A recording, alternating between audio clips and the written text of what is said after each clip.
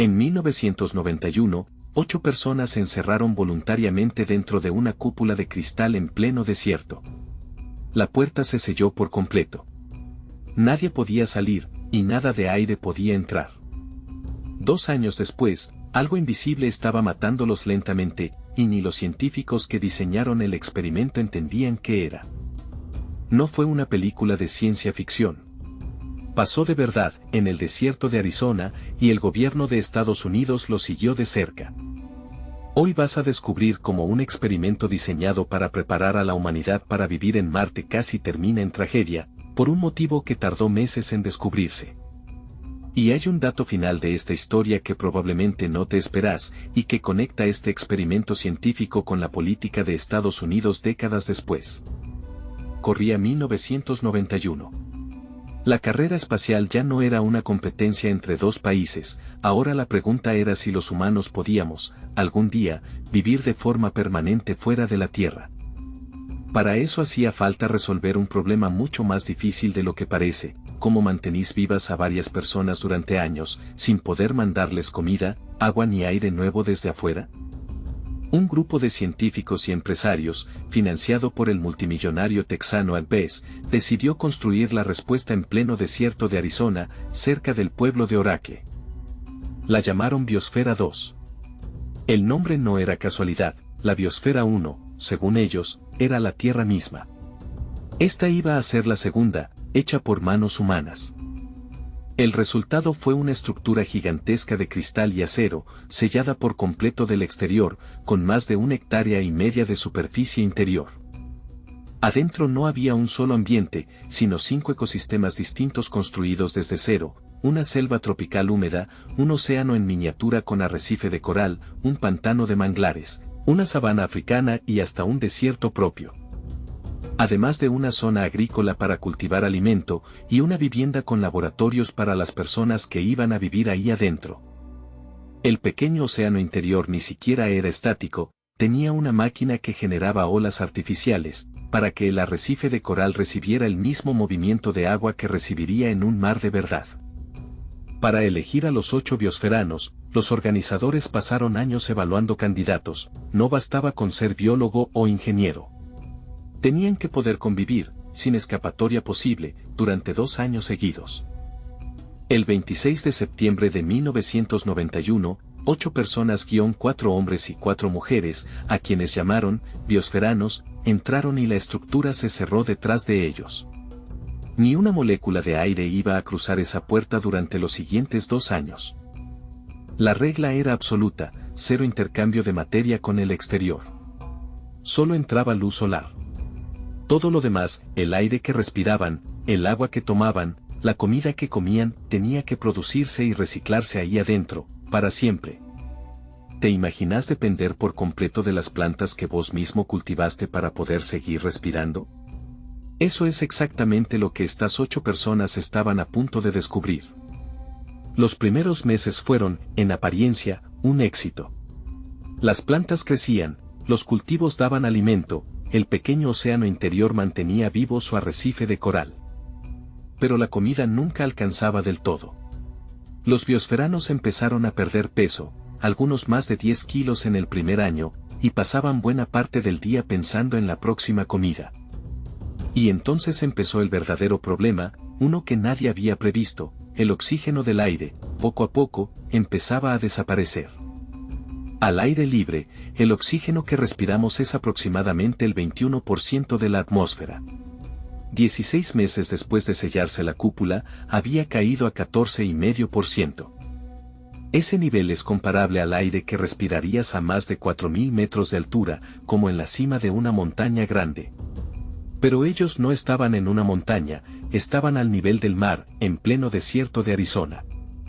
Los biosferanos empezaron a tener dificultad para respirar, dolores de cabeza constantes, y una fatiga tan fuerte que algunos apenas podían mantenerse despiertos durante el día. Uno de ellos llegó a quedarse dormido a mitad de una frase mientras hablaba. Los médicos que los monitoreaban desde afuera empezaron a preocuparse en serio.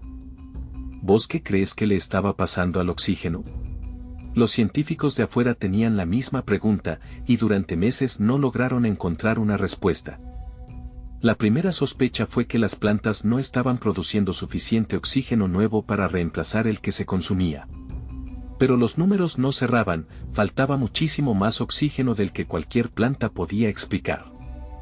Y había algo todavía más raro: si el oxígeno estaba siendo consumido por algo vivo, ese proceso debería producir dióxido de carbono a cambio.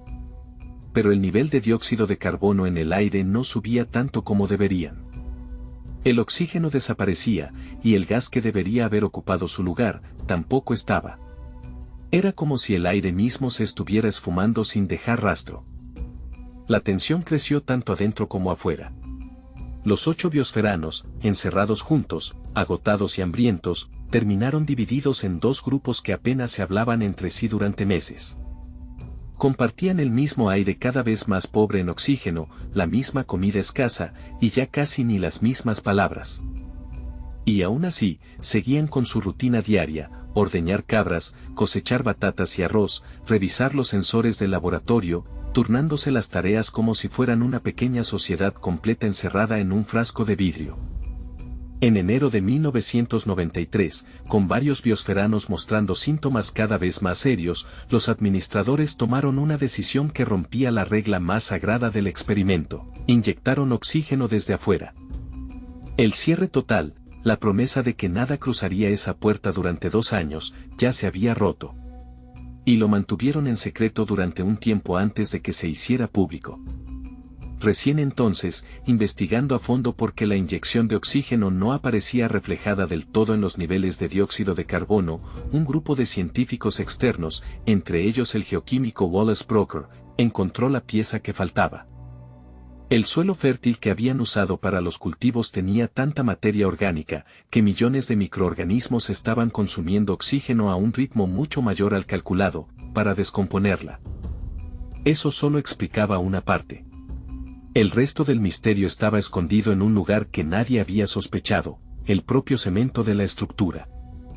El concreto, con el paso del tiempo, absorbe dióxido de carbono del aire mediante una reacción química natural. En un edificio normal, esto pasa tan lento que es irrelevante. Pero Biosfera 2 tenía una cantidad enorme de cemento a la vista, encerrado en un espacio sellado por completo.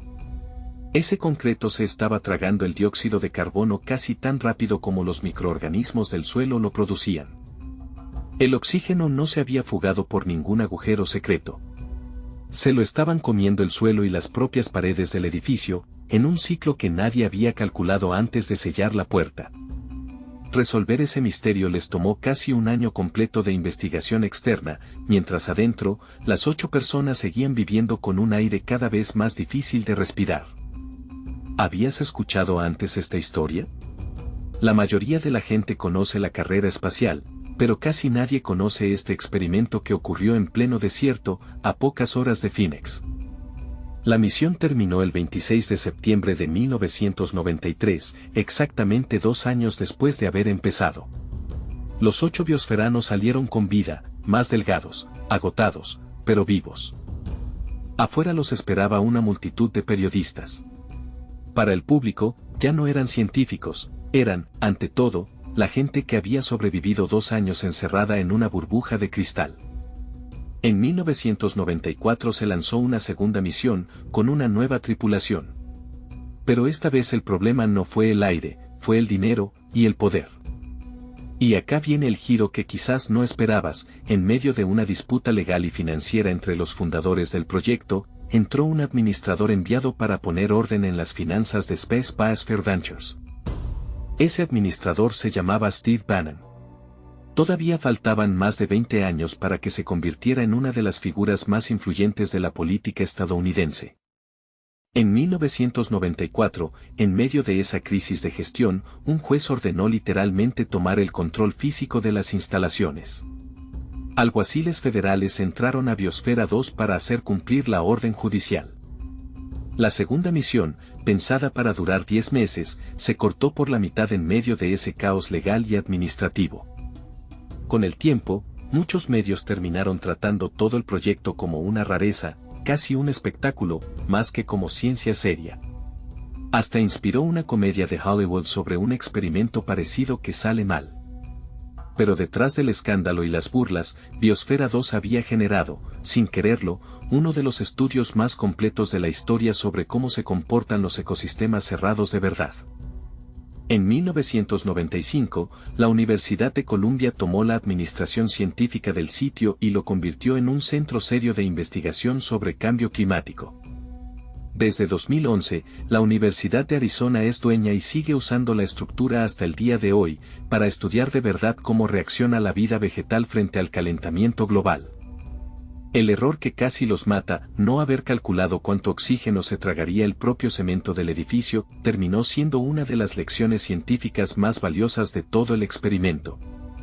Hoy, cualquier proyecto real de hábitat cerrado para la Luna o Marte revisa, todavía, los datos que salieron de esa cúpula de cristal en el desierto de Arizona. Biosfera 2 no fue un fracaso ni un éxito total. Fue algo más valioso, la primera vez que la humanidad descubrió, en carne propia, lo difícil que es fabricar un mundo entero desde cero. La próxima vez que alguien te diga que colonizar otro planeta es solo cuestión de tecnología, contale esta historia, a veces el mayor enemigo no es el espacio exterior, sino algo tan simple como el suelo bajo tus pies. Si te gustó este viaje a un experimento real que casi nadie recuerda del todo, suscríbete, la próxima semana vamos a hablar de otra curiosidad que probablemente no conocías. Nos vemos en el próximo video.